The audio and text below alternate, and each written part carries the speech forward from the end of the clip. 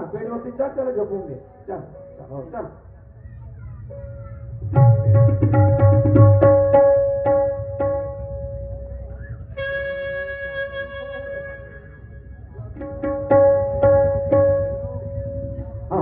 अरे हो डॉक्टर साहेब आवाज बिल वगैरे विचारलं काय म्हणते. हो डॉक्टर साहेब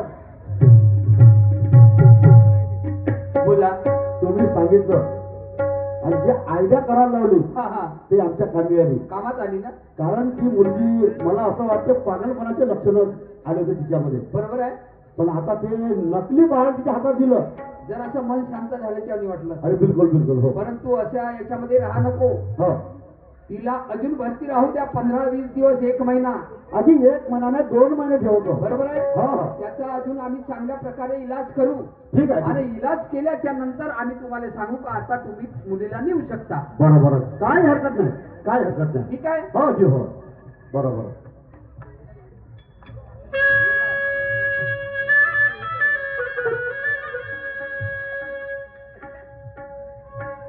घनश्यामला खबर मिळाली. 6 महिने होऊन गेले पण घनश्याम भेटायला नाही गेला. काहून? त्याची बायकोची डिलिव्हरी होती. 6 महिने नाही 2 महिने होऊन गेले त्या गोष्टीले, पण घनश्याम भेटायला नाही गेला. बायकोची डिलिव्हरी न कंपनीचा भार.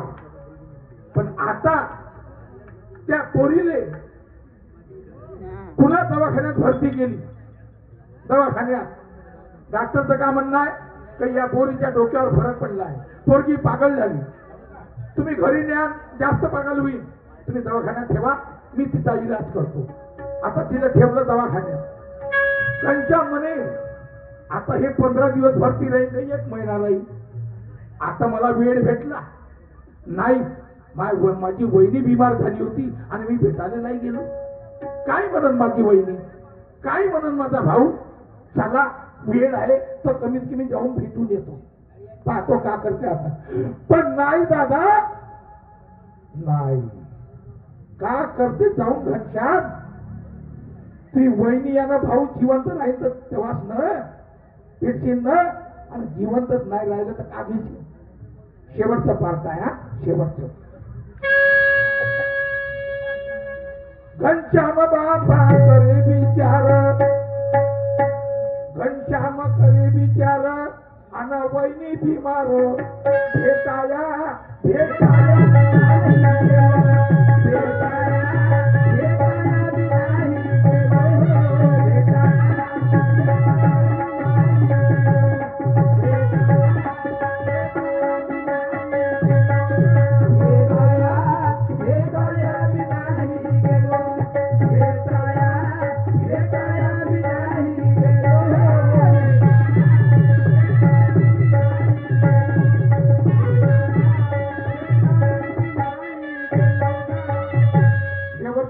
खूप जबरदस्त आहे.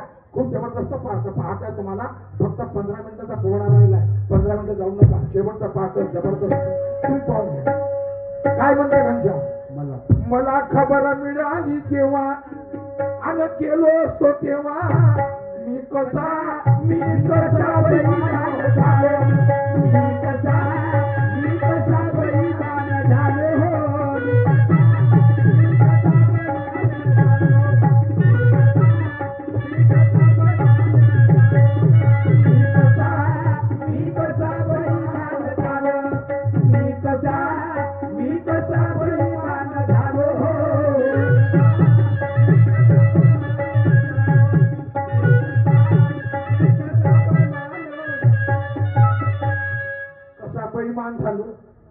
काय म्हणते तो. खुश झाले असते फार आणि मला पाहिल्यावर कामधंद्यात राहलो. कामधंद्यात राहलो.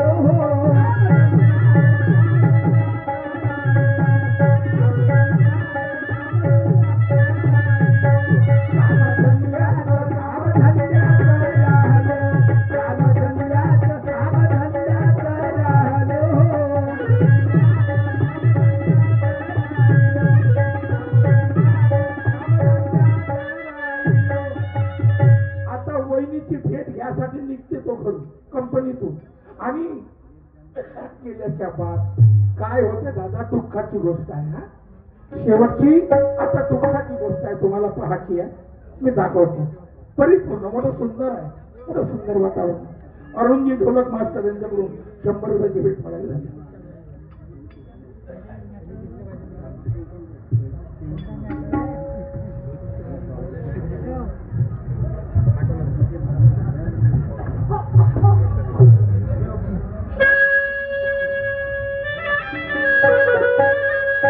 काय करावं, कामाच्याने मला वेळ मिळाली नाही.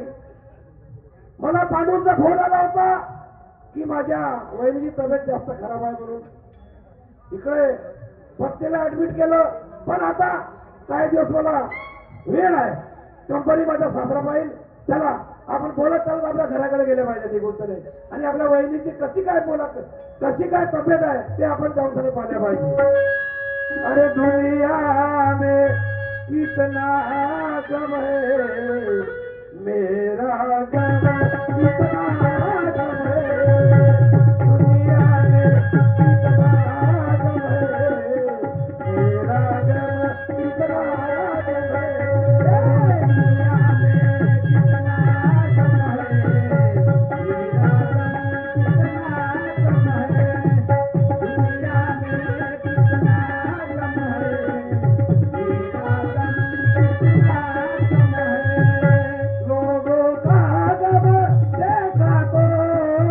लोगों का गम देखा तो मैं अपना गम भूल गया, दुनिया में कितना गम है, मेरा गम कितना गम है, दुनिया में कितना गम है, मेरा गम कितना गम है.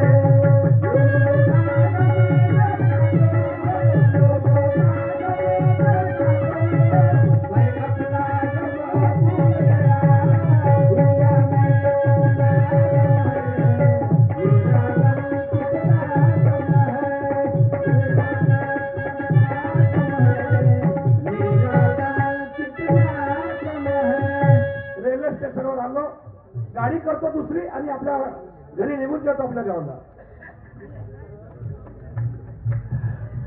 पहा, खबर पाठवली माझ्या भावाला, पण शेवट माझा भाऊ नाही आला. आणि माझी रंजना रात्र दिवस देवाचं नाव नाही घेत. नाही, कोणत्या देवाचं नाही, घनश्याम घनश्याम घनश्याम सांगू सांगू त्रासून गेली माझ्या रंजनाला आणि जास्त तब्येत बिघडवून टाकली. आता सिरियस आहे असं वाटते की आता मी ना कसं तरी आजपर्यंत वाचवलं, पण माझी रंजना आता वाचू शकणार नाही. आता नाही वाचणार. देवाला हात जोडतो, बाबा कोणी माझं माग पुढं नाही आहे, मा बापा कोणी नाही आहे. जे काही असेल ते माझी बायको, जे काही असेल ते माझी बायको. कसे मला दोन घात जेवायला भेटते बाबा तिच्या हातचं, म्हणून मी जगून राहिलो मा बापा. हो, जगून राहिलो, नाहीतर मी केव्हाचा मेलो असतो, केव्हाचा. पण आता तब्येत जास्त झाली, आता माझी हिंमत हटली का माई रंजना मला सोडून जाईल. चला बोलवतो तिला थोडीशी अजून हिंमत.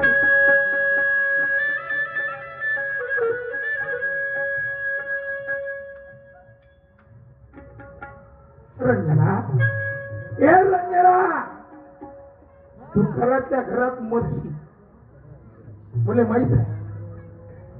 नाही, मी जिवंत आहोत तोपर्यंत प्रयत्न करीन तुला वाचवण्याचा. आणि जर तुझं आयुष्य संपलं असेल तर मग नाही वाचवणार. आयुष्य संपलं असेल